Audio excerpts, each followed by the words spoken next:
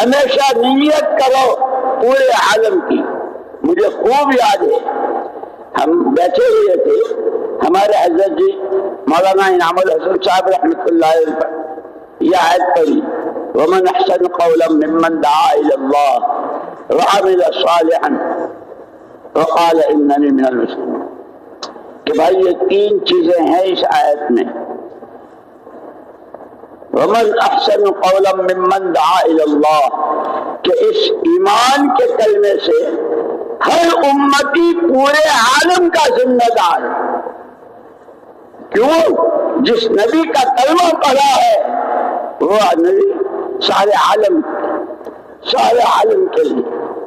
اس لیے اپنے گھر اپنی ذات سے لے کر کے عالم کے ایک ایک بشر کے لیے اللہ ہر ایک کو ہدایت دے دے. پھر فرمایا وعمل صالحا, فکر تو ہو پورے عالم کا, اپنی ہر ایک کی ذاتی زندگی کہ وہ اللہ کے حکموں والی ہو. اور اسی کے ساتھ فرمایا تھا ایک آدمی بہت فکر کرتا فلاں ملک میں فلاں علاقے میں فلاں بنجر جگہ میں جماعتوں کے بھیجنے کی اور کام کی اور مسجدوں کے آباد کرنے کے سارے, لیکن اگر اس کی اپنی ذاتی زندگی شریعت سنت کی پابند نہیں ہے تو حضرت نے فرمایا کہ وہ ادھورا ہے. پھر فرمایا ایک آدمی ایسا سنت شریعت کا پابند لبے کترتا ہے تو بھی, ناخن تراشتا ہے تو بھی, مسواک کرتا ہے تو بھی, گھر سے نکلتا ہے گھر میں آتا ہے, ہر قدم پر حضور کی بتلائی ہوئی دعا ہے آپ کی سنت, کھانے پینے پہننے اوڑھنے ہر چیز میں. لیکن امت کہاں جا رہی ہے؟ امت کا کیا حال ہے؟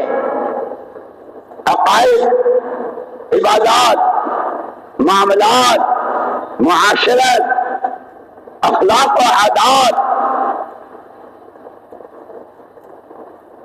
کہ اگر امت کا فکر نہیں ہے, ذاتی زندگی پوری اچھی ہے تو یہ بھی ادھورا ہے. پھر عجیب بات فرمائی, جس خوش قسمت کو اللہ پاک کے دونوں دولتیں دے دے.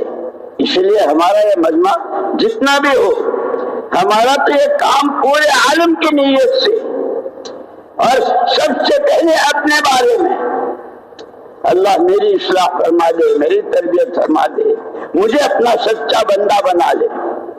اسی لیے کہا کہ بندہ جب بنتا ہے جب اس کے اندر تین صفتیں ہوں. امانت دار ہو کہ جان مال اور صلاحیت جو کچھ ہے وہ اللہ کی نعمت بھی ہے, اس کی قدر کرتا ہو اور اس کو امانت داری کے ساتھ استعمال کرتا ہو.